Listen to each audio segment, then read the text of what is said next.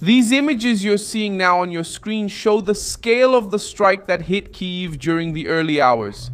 Fire, smoke, sirens, emergency teams racing against time, and the Ukrainian capital once again at the center of a heavy Russian offensive. This Monday, June 15, 2026, Moscow launched one of the largest recent waves of missiles and drones against Ukraine, with the capital as the main target. And the result was urban chaos, blackout, deaths, injuries, and enormous symbolic damage. Here, Pechersk Lavra, one of the most important places in Orthodox Christianity and a UNESCO World Heritage Site, was hit, and the Dormition Cathedral was engulfed in flames. Putin didn't just attack concrete roofs and the power grid. He tried to send a message of fear. After seeing Ukraine advance with deep attacks inside Russia, after seeing the Russian narrative lose strength, and after the United Kingdom seized a ship linked to Moscow's Ghost Fleet in the English Channel, Russia launched about 70 missiles and more than 600 drones to try to force Kyiv into submission, while Ukraine showed that it can still resist, intercept much of the offensive, and hit sensitive enemy targets. That's when the question becomes inevitable. What did Putin want to hide with this attack? Why target Kyiv right now? And how did Ukraine withstand a night designed to throw the capital into chaos? I'll tell you all about it in a moment. If you like this kind of straightforward, no-nonsense content, consider subscribing because we have videos like this every day. Russia carried out a large-scale coordinated attack against Ukraine overnight, using missiles and drones from multiple directions. According to data released by Ukrainian authorities and reported by international agencies, 70 missiles and 611 drones were launched against Ukrainian cities, with Kyiv, Kharkiv, and Dnipro among the targets. Ukrainian air defense managed to shoot down or neutralize most of the devices, including 50 missiles and 582 drones, but dozens still hit urban areas, infrastructure, and sensitive locations. It was an offensive designed to saturate air defenses, wear down interception systems, and create fear within the cities. Moscow wanted volume, noise, and political impact. Kyiv took the most visible blow. The capital had more than 50 locations hit, with fires in vehicles, warehouses, commercial buildings, a market, houses, and power lines. Mayor Vitaly Klitschko reported that at least 140,000 consumers were left without electricity due to damage to the grid. The city was under heavy pressure, with residents going down to shelters, successive explosions, and emergency teams spread across several neighborhoods. The objective seemed clear: to bring Kyiv to its knees and show strength at a time when Ukraine had been exposing Russian vulnerabilities. The most symbolic blow struck the Kyiv-Pechersk Lavra. The Dormition Cathedral, inside the historic complex, had its roof set on fire. This is not an ordinary building. It is a cultural landmark of almost 1,000 years, tied to the country's history. Of almost 1,000 years, connected to Ukraine's spiritual history and recognized by UNESCO. Emergency teams worked to put out the flames, while staff removed religious objects and tried to protect the interior of the cathedral. The image of the cathedral in flames became the defining political image of the night. Russia claiming to defend Christian values while one of Ukraine's greatest Christian symbols was burning under attack. Volodymyr Zelensky, Russia claiming to defend Christians while one of Ukraine's greatest Christian symbols was burning under attack. Russia, whose greatest Christian symbols Ukraine was burning. He visited the damaged site and called for a response from the G7, asking for more pressure against Moscow and more support for Ukraine's air defense, especially against ballistic missiles. Zelensky's speech tries to turn the shock of the night into concrete international pressure. For Kyiv, it's not enough to condemn after the cathedral catches fire. For Kyiv, Ukraine wants systems capable of stopping the next Russian wave before it hits. That's where the war moves beyond the military sphere and into the moral battle. Those who destroy religious heritage to force surrender cannot pose as defenders of civilization. UNESCO also condemned the reported attack against the Kyiv-Pechersk Lavra. Keep in mind that the site is located within the World Heritage Property Kyiv St. Sophia Cathedral and related monastic buildings.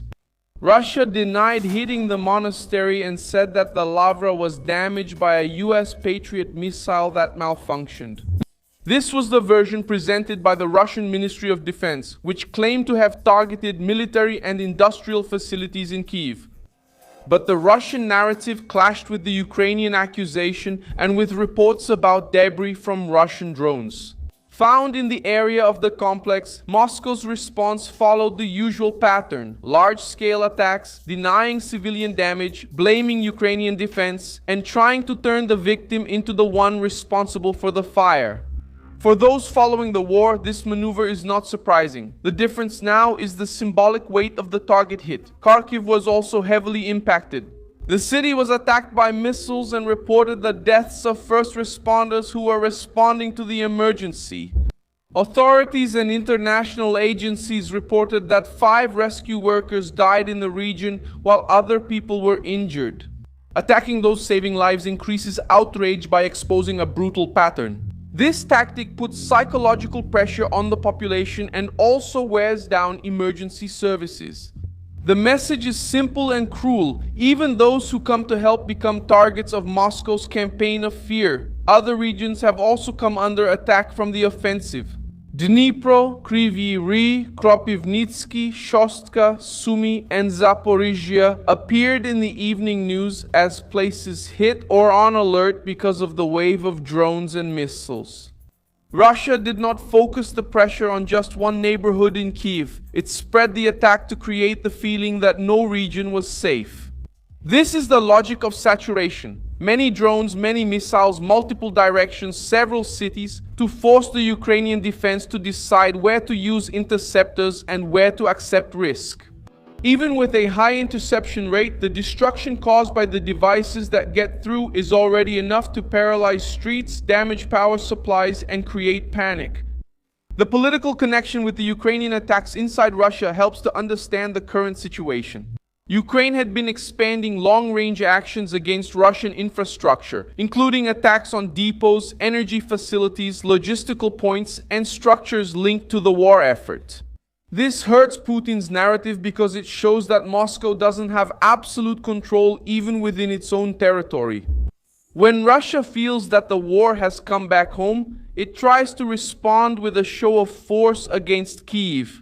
The case of the ship seized by the United Kingdom also weighs on the political environment. British forces boarded and seized in the English Channel a ship suspected of being part of the Russian Ghost Fleet used to evade sanctions and maintain the flow of Russian oil.